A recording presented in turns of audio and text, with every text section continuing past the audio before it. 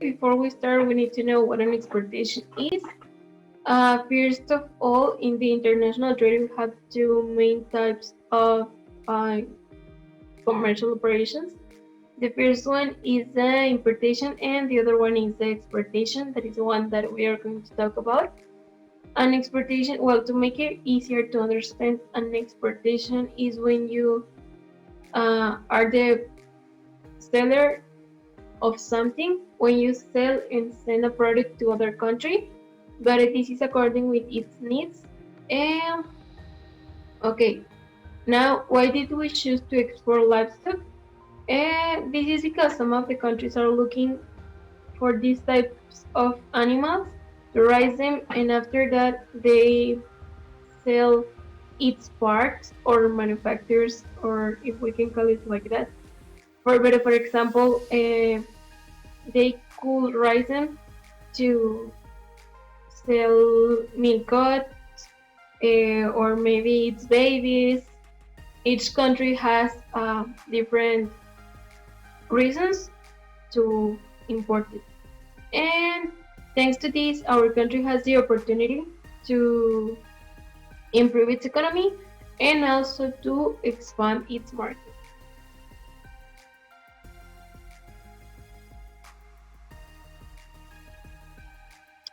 Okay, some of the steps that are behind of this process is that first of all we need to go to the Secretaría de Hacienda y Crédito Público to register in the Registro Federal de Contribuyentes. And after that, we, in this case, we are the seller and we need to look for a buyer or a consumer. But we are going to decide this with a market study. After this, we need to know if the company has the enough export capacity to cover the demand of the other country which we are going to export. Now, the next step, and something that is very important to consider it in an exportation, is that we have to determine the appropriate transport for a merchandise. This is going to depend of each merchandise. Each merchandise has different characteristics that it has to adjust to transport. For example, we have to see or determine that the merchandise is not perishable, fragile, dangerous, and all those things we have to consider to determine the correct transport of the merchandise. Nowadays exists a lot of different or transports, and they adjust of every merchandise and every necessity or every characteristic that a merchandise has. In this example that is the transport, the livestock, exists an special transport of the merchandise, and is this that you see in the image. This transport is especially for the livestock, and also the transport is very important because it's going to determine the price final or the sale price of the product, and also the time that it will take to reach of its final destination. Is they even adjust to how fast do you want the merchandise arrive to its destination, how expensive or cheaper you want it to be, or the security of the transport. Also, and like I said before, our example is the transportation of the livestock. In this case, the logistic and the transport for animals is very, very important. For the animals, the product quality, the efficiency of the production. Imagine that we want to take this merchandise to the United States. So it is considered that the best transport is the land transportation. It's very common that the livestock are transported in this type of transport, in this type that is in the image. Like I said before, these vehicles are especially designed for this activity. Now, also, it's very important to determine a logistic route in an exportation. Logistic is there responsible for the efficient distribution of the product or materials of a certain company with the lowest possible costs and with an excellent service to customers, and not only to customers, also to the seller or the buyer, to achieve the maximum satisfaction for them. Another thing that we have to take into account is that documents are necessary for the transport of the livestock or every merchandise, whatever merchandise. For example, in the livestock, there exists a guide that is necessary to transport this type of merchandise. Also, the petition is very important that the transporter always bring them in hand. Another important thing is the custom. Like I said before in the logistic route, we have to define a custom in which the merchandise is going to pass or is going to arrive.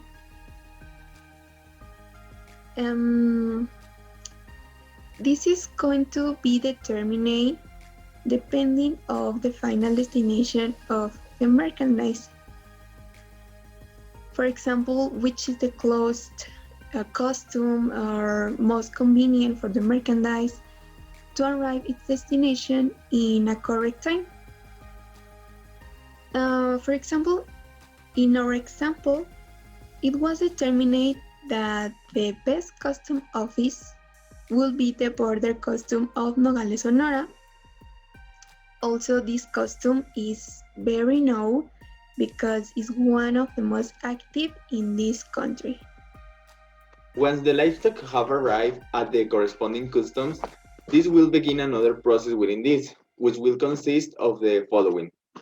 There are many steps to carry out for the livestock, and the first step is that the seller will arrive with the livestock at the quarantine station that is in the customs, and here he will deliver a list of all the numbers of earrings that the livestock has.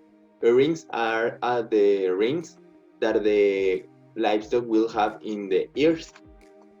Then the station staff will count the livestock and will divide them into corrals for agreed order. Then the Senacica will carry out a visual inspection of the livestock to verify its status and that it corresponds to the documents delivered before. Then the American Customs will carry out the inspection and they will verify that they comply with the sanitary requirements. If so, they will be given the corresponding medicine, but if not, they will return to the corrals and register the rejected livestock. Then the station staff will weigh the livestock accepted and the buyer will determine if they accept them or not. Once the livestock have been accepted, each animal will be given a bath by immersion, like in the first image, and it will be destined to a new corral for drying. Then, once this process has been carried out, the customs agent, the Mexican customs agent, will carry out the entry summary request, and he will present it to the MSA. The MSA is the automated selection mechanism. If custom recognition is not carried out, the animal will cross the border.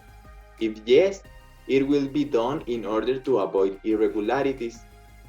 If there are any irregularity, the act of circumstances will be prepared, but if not, the animal will cross the border.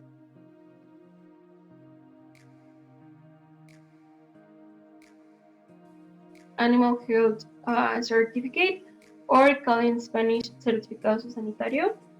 This document is going to help us to prove that in this case our animal have the sanitary and safety conditions for their export.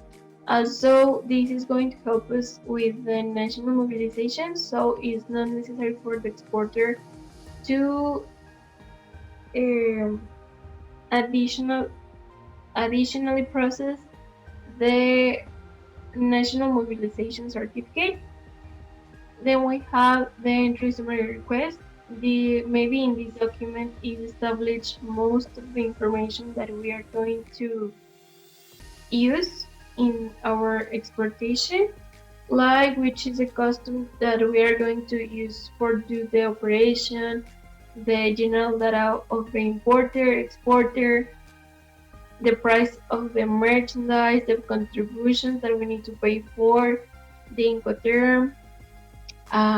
In case of our merchandise have non-tariff regulation or restrictions are established there, which is the unidad de medida that is in the tariff, in the TIGE, and which is the one that is in the invoice, etc. Then we have the invoice. As in the other document, here is the general data or information from the importer, exporter. We are going to see which is the quantity of merchandise or products that we are going to export, which is going to be the unit price and the final cost for the merchandise. And then we have the certificate of origin. This document is, we are going to use it when we have a FTA, and this is going to prove, to help us to prove that our merchandise is original from our country. Here we have the number of the exporter, the producer, the general data, the tariff classification, and etc. Okay, now I'm going to talk about other 4 documents that are important in this operation. And the first one is this, that is the contract of sale. I obtained the documents in a PDF, so I think it's easier to understand if I present it by a PDF. So in this first one is the contract of sale. This is granted by Profeco, and in this we must declare general information about the operation and about the livestock.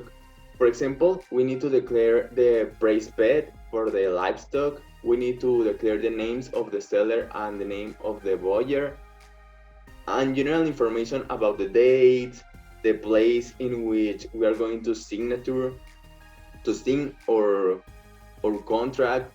And well, the most important part of this document is this one, that is the description of the merchandise, because here we are going to declare the name of the species of our livestock, and the status of the livestock, also the needs that our livestock will need in the destination, and some advices to the buyer. And also we need to have here the signature of the doctor and the signature of the seller. But with this document we need to add another, that is the health certificate. And in this health certificate, well, here we have an example of how it could be. And well, this is a health certificate of bovine embryos, but this is only an example of how it should be presented in the customs. Well, in this one we will state that our livestock is free of any parasite and disease, as we can see here. These are the main tests that we are going to make to our livestock. That is the tuberculosis test, brucellosis test, and vesicular stomatitis test. Also, we need to declare the test that we made and the date. Then we have other document, that is this one. Wait a minute. That is this one. This is the autorización, permiso o certificado de importación, exportación o reexportación de ejemplares, partes y derivados de la vida silvestre. This document will help us to obtain the CITES certificate, because when we tried to carry out a CITES procedure online, it asks us to fill it out. So it is very important to present it for a subsequent certificate. This document is provided by the STEM-ARNAT, so it's really important, is this one. And the last document, but one of the most important documents, is this. This is a conferred order. Since with this, we allow the customs agent to carry out our export operation, as well as the necessary stationery to get the border crossing. This document is provided by the STAT.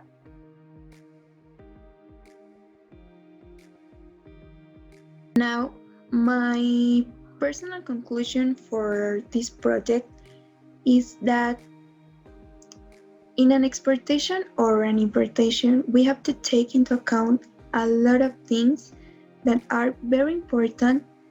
For example, the documents is something that is very important.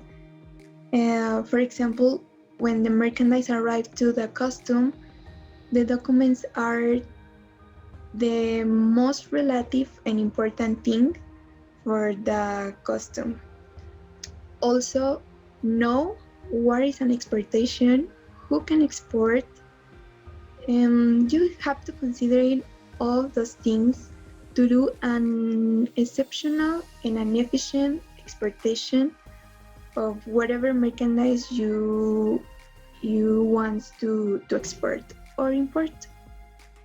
Okay, like a personal conclusion, I would like to say that we need to be so careful with all the things that we are doing, all the process, the documentation that is required to do the operation. And from my point of view, I think that one of the most important things is the tariff classification, because most of the things that are established like in the entry summary request depends directly of the tariff classification, like the non-tariff regulations and restrictions, the payment of contributions, and everything involved in the process is important. We need to try to avoid any type of problems with the customs authority. This project, more than a review of the unit, helped me to know a little more about an export in a different field. Although we had already carried out one in our integrative project, to make a recapitulation with the different merchandise, in this case the livestock, it helped me to know and to get to know our procedures and documents necessary in these operations. The objective of this quarter, I see it fulfilled in the aspect that I learned and knew more about all the procedures to carry out with the different, in this case, with the different secretaries of government.